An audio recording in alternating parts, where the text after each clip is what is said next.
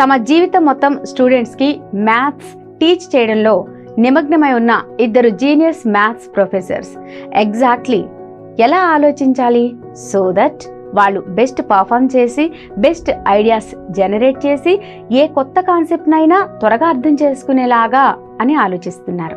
ఈ ఇద్దరు ప్రొఫెసర్స్ ఒకరు ఎడ్వర్డ్ బర్గర్, ఇంకొకరు మైకేల్ స్టార్వర్డ్. ఈరోజు వీళ్ళ book the 5 elements of effective thinking నుండి 5 ఎలిమెంట్స్ గురించి నేర్చుకుందాం. వీటి వల్ల మన బ్రెయిన్ చాలా బాగా ఆలోచించగలుగుతుంది. ఈ 5 ఎలిమెంట్స్లో అన్నిటికన్నా first element earth. Understand deeply. Teacher Rahul exam sheet పట్టుకున్నప్పుడు తనకు కేవలం 38% పర్సెంటేజ్ మార్క్స్ వచ్చినట్టు రాహుల్ చూశాడు. దాన్ని చూసి రాహుల్ చాలా బాధపడ్డాడు. తన కళ్ళలో ఆల్మోస్ట్ నీళ్లు తిరిగాయి. ఇలా ఎలా జరిగిందో అతనికి అర్థం కాలేదు. పక్కనున్న ఫ్రెండ్స్తో ఇలా ఎలా జరుగుతుంది, ఈ పేపర్లో ప్రతి ఒక్క క్వశ్చన్కి నాకు ఆన్సర్ తెలుసు, 1 లేదా 2 మిస్టేక్స్ చేసి ఉంటాను, ఇంత తక్కువ మార్క్స్ వచ్చాయని ఇంట్లో నా పేరెంట్స్కి ఎలా చెప్పను అని రాహుల్ అంటాడు. ఆధార్ ప్రకారం ఒకవేళ రాహుల్ ఫ్యాక్ట్స్ బదులు బేసిక్స్ కరెక్ట్గా నేర్చుకుని ఉంటే రాహుల్కి ఖచ్చితంగా మంచి మార్క్స్ వచ్చేవి. ఏదైనా కొత్త విషయం నేర్చుకునేటప్పుడు మనం డీటెయిల్డ్గా నేర్చుకోవాలి. నర్సరీ పిల్లలు గుర్తుపెట్టుకున్నట్టు రాహుల్ చదివే విధానం ఉండేది. Like 5 5s are 25. ఇదెందుకు కరెక్ట్ అని తెలుసుకోకుండా చదివేవాడు. మనం పియానో నేర్చుకుంటున్నప్పుడు చేతి కదలికలను గుర్తుపెట్టుకోవడానికి బదులు డీటెయిల్డ్గా మ్యూజిక్ కాంపోనెంట్స్ని వినాలి. సో దట్ ఏదైనా మ్యూజిక్ పీస్ విన్నప్పుడు దాన్ని పీసెస్గా ఇమాజిన్ చేసుకోగలిగేలా అండ్ నెక్స్ట్ టైం దాన్ని విని క్రియేట్ చేసుకోగలిగేలా. ఏదైనా కాన్సెప్ట్ డీప్గా అర్థం చేసుకోవాలంటే మనం ఈ ఐన్స్టీన్ కోట్ని అర్థం చేసుకోవాలి. అది ఏం చెప్తుంది అంటే the whole of science is merely A refinement of everyday thinking. అంటే మన ఎవ్రీడే లైఫ్ని అర్థం చేసుకొని సైన్స్ తయారు చేయబడింది అని అర్థం. 1665లో ఇంగ్లాండ్లో బుబోనిక్ ప్లేగ్ వచ్చింది. ఈ ప్లేగ్ ఎక్కువ స్ప్రెడ్ అవ్వకుండా ఉండడానికి కాలేజెస్ క్లోజ్ చేయబడ్డాయి. నెక్స్ట్ 2 years ఐజాక్ న్యూటన్ వాళ్ళ ఆంటీ వాళ్ళ ఇంట్లో ఉన్నాడు. అక్కడే న్యూటన్ 24 yearsకి క్యాలిక్యులస్ ఫండమెంటల్ టాపిక్స్ని తయారు చేశాడు అండ్ ఫిజిక్స్ లాస్ కూడా ఇచ్చాడు. న్యూటన్ చాలా పెద్ద కాన్సెప్ట్స్ ఆలోచించాడు అని చాలా మందికి అనిపించవచ్చు. కానీ ఈ కాన్సెప్ట్స్ న్యూటన్ తనకి తాను చాలా సింపుల్ క్వశ్చన్స్ అడగడం ద్వారా క్రియేట్ చేశాడు. ఫర్ ఎగ్జాంపుల్, ఒక చెట్టు నుండి ఎంత స్పీడ్గా యాపిల్ని కింద పడుతుంది, దాని నుంచి అతను డెరివేటివ్ కాన్సెప్ట్ని తయారు చేశాడు. యాపిల్ స్పీడ్ తెలిస్తే అది ఎంత దూరం వెళ్తుందో అని ఆలోచిస్తూ దాని నుంచి ఇంటిగ్రల్ కాన్సెప్ట్ని తయారు చేశాడు. కాన్సెప్ట్ని కరెక్ట్గా అర్థం చేసుకోవడానికి సెకండ్ మెథడ్ వచ్చేసి ready to challenge the basic ideas. చాలా ఇయర్స్ నుంచి వస్తున్న అరిస్టాటిల్ థియరీ చెప్తుంది 2 ఆబ్జెక్ట్స్ ఒకేసారి ఒకే హైట్ నుంచి కిందకు వదిలేస్తే ఫస్ట్ ఎక్కువ బరువు ఉన్న ఆబ్జెక్ట్ కిందకు ల్యాండ్ అవుతుంది అండ్ నెక్స్ట్ తక్కువ బరువు ఉన్నది అని. కానీ అలా కాదు. ఇది ప్రూవ్ చేయడానికి Galilei learning tower of Pisa ని ఎక్కి 2 సేమ్ డైమెన్షన్స్ ఉన్న బాల్స్ ని టవర్ పై నుంచి కిందకు విసిరాడు. ఒక బాల్ ఐరన్ది, ఇంకొకటి వుడెన్ బాల్. అక్కడ ఉన్న జనాలు చూసినప్పుడు 2 బాల్స్ గ్రౌండ్ పైకి ఒకటేసారి రీచ్ అయ్యాయి. ఎయిర్ రెసిస్టెన్స్ నెగ్లెక్ట్ చేస్తే ఏ బాల్ ఫస్ట్ పడుతుంది అనేది వెయిట్ పైన డిపెండ్ అవ్వదు అని దీనివల్ల ప్రూవ్ అయింది. మన థింకింగ్ ఇంప్రూవ్ చేసుకోవడానికి సెకండ్ మెథడ్ వచ్చేసి ఫైర్. Make mistakes. 1977లో 3 ఫ్రెండ్స్ ఏదైనా పెద్దగా ట్రై చేయాలి అనుకున్నారు. దీనికోసం వాళ్ళు రోడ్డు పైన రబ్బర్ను పెట్టారు. సో దట్ ఆ రబ్బర్ పీస్ పైన ఏదైనా వెహికల్ వెళ్తున్నప్పుడు ఆ రబ్బర్లో పెట్టిన సెన్సార్ నుంచి ఆ రోడ్లో ఎంత ట్రాఫిక్ ఉందో తెలుసుకోవచ్చు అండ్ దానికి ట్రాఫో డేటా అని నేమ్ చేశారు. ఇది మంచి ఐడియా అయినందువల్ల ఈ బిజినెస్ నుంచి కొంచెం రెవెన్యూ వచ్చింది. కానీ ఫైనల్గా ఈ స్టార్టప్ దారుణంగా ఫెయిల్ అయింది. ఇప్పుడు మీలో చాలా మంది ఈ స్టార్టప్ ఫౌండర్స్ గురించి వర్రీ అవుతూ ఉంటారు. ఇంత మంచి ఆలోచన ఉన్నప్పటికీ అది సక్సీడ్ ఎందుకు కాలేదు అని. కానీ ఈ స్టార్టప్ ఫౌండర్స్ ఎక్కువ వర్రీ అవ్వలేదు. ఆ స్టార్టప్ నుంచి వాళ్ళు నేర్చుకున్న మిషన్ కంప్యూటింగ్ కాన్సెప్ట్ యూజ్ చేసి ఇంకొక కొత్త స్టార్టప్ని ఓపెన్ చేశారు. ఈసారి ఈ స్టార్టప్కి మంచి పేరు పెట్టారు. ఆ స్టార్టప్ పేరే Microsoft. Paul Allen and Bill Gates దీని ఫౌండర్స్. చాలా తక్కువ మందికి వీళ్ళ స్టోరీ తెలుసు. ఫెయిల్యూర్స్ గురించి చాలా భయపడతాం. దీని గురించి ఏం చేయాలి అనే క్వశ్చన్ మీ మైండ్లో రావచ్చు. దీనికోసం ఆథర్ ఫెయిల్ 9 times అనే కాన్సెప్ట్ని ఇచ్చాడు. ఏదైనా క్రియేటివ్ అకంప్లిష్మెంట్ కోసం లెసన్స్ నేర్చుకోవడం మనకు చాలా అవసరం. అండ్ లెసన్స్ మన మిస్టేక్స్ నుంచే వస్తాయి. 9 times ఫెయిల్ అవ్వాలి అని ఈ రూల్ మనం గుర్తుపెట్టుకుంటే నెక్స్ట్ టైం ఫెయిల్ అయినప్పుడు నా టైం వేస్ట్ అయింది అని మనం ఆలోచించాల్సింది ఏంటంటే వెరీ గుడ్, ఒకసారి ఫెయిల్ అయ్యాను, 10% పని అయిపోయింది, కేవలం నెక్స్ట్ 8 times ఫెయిల్ అవ్వాలి అండ్ తర్వాత సక్సెస్ నాదే అని. 9,000కి పైగా షాట్స్ నా కెరీర్లో మిస్ చేశాను అని మైకేల్ జార్డన్ అంటాడు. 300కి పైగా మ్యాచెస్ ఓడిపోయాను, ఈసారి నా పైన మ్యాచ్ ఆధారపడి ఉంది కాబట్టి నేను మిస్ చేసిన విన్నింగ్ షాట్స్ ఆడవలసి వచ్చింది. నేను ఓడిపోయాను అండ్ చాలాసార్లు ఓడిపోయాను.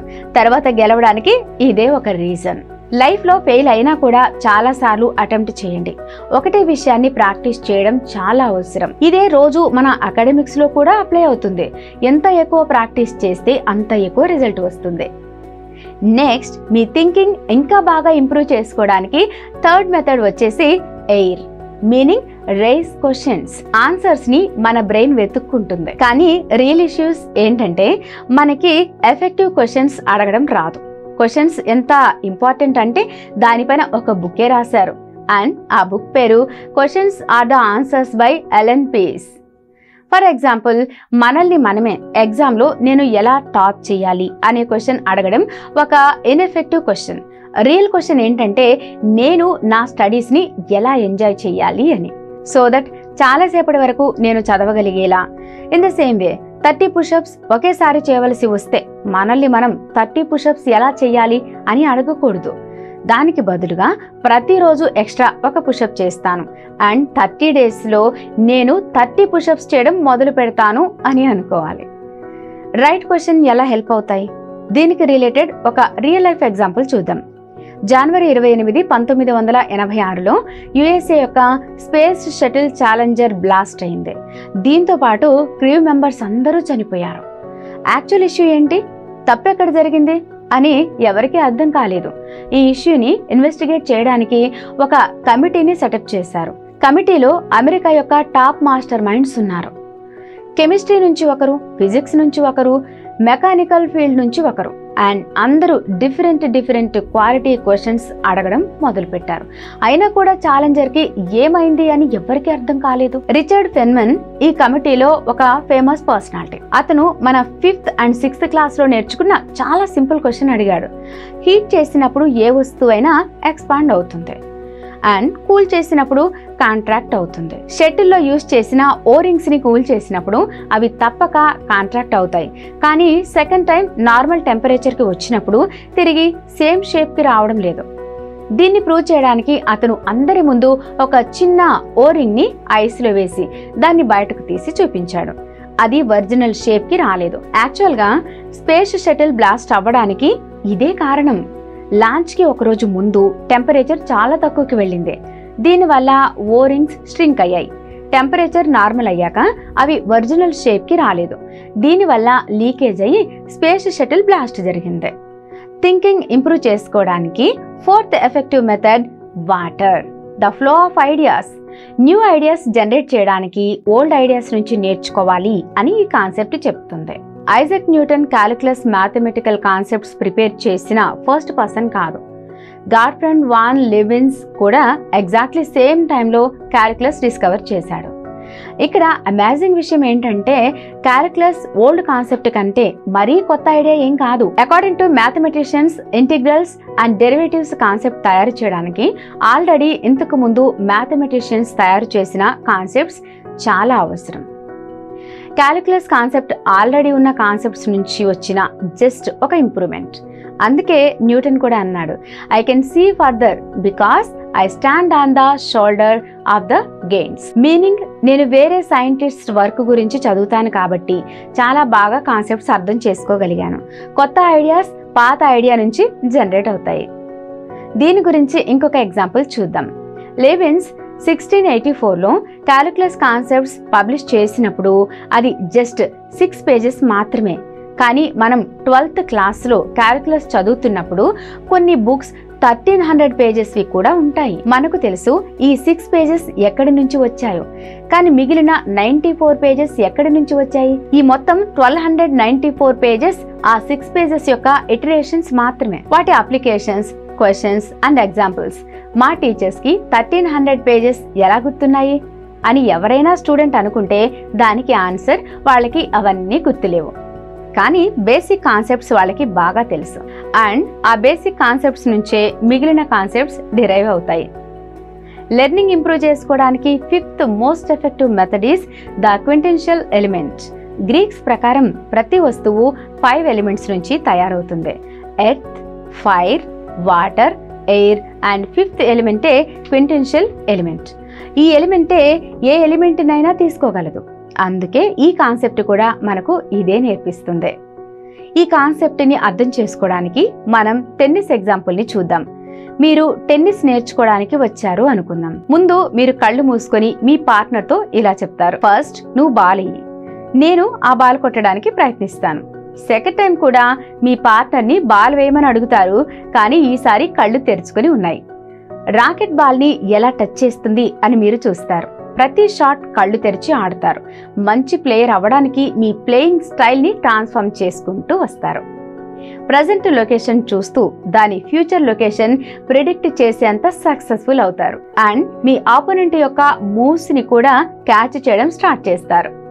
మీరు ఒక క్వింటెన్షియల్ ఎలిమెంట్ లాగా యాక్ట్ చేయడమే ఇదంతా అవ్వడానికి కారణం, విచ్ ఈస్ మిమ్మల్ని మీరు ట్రాన్స్ఫార్మ్ చేసుకోవడం. అందుకే ఎవరైనా మీతో ఐడియా షేర్ చేస్తే వాళ్ళ ఐడియాస్ వినండి, అండ్ వాళ్ళు ఒకవేళ మంచి ఆర్గ్యుమెంట్ ఇస్తే దాన్ని మనం యాక్సెప్ట్ కూడా చేయాల్సి వస్తుంది. ఫ్రెండ్స్, మనం ఈ వీడియోలో Edward burger book and the 5 elements of effective thinking నుంచి 5 థింకింగ్ మెథడ్స్ ని చూసాము. ఫ్రెండ్స్, ఈ video me friend or family member కి యూజ్ అవుతుంది అని అనిపిస్తే వాళ్ళతో షేర్ చేయడం మర్చిపోకండి. ఇలాంటి నాలెడ్జ్ వీడియోస్ మీరు మిస్ అవ్వకూడదు అనుకుంటే సబ్స్క్రైబ్ చేసుకొని బెల్ బటన్ నొక్కండి. నెక్స్ట్ వీడియో ఏ టాపిక్ పైన కావాలో కామెంట్ చేసి చెప్పండి. మళ్ళీ కలుద్దాం. జై హింద్.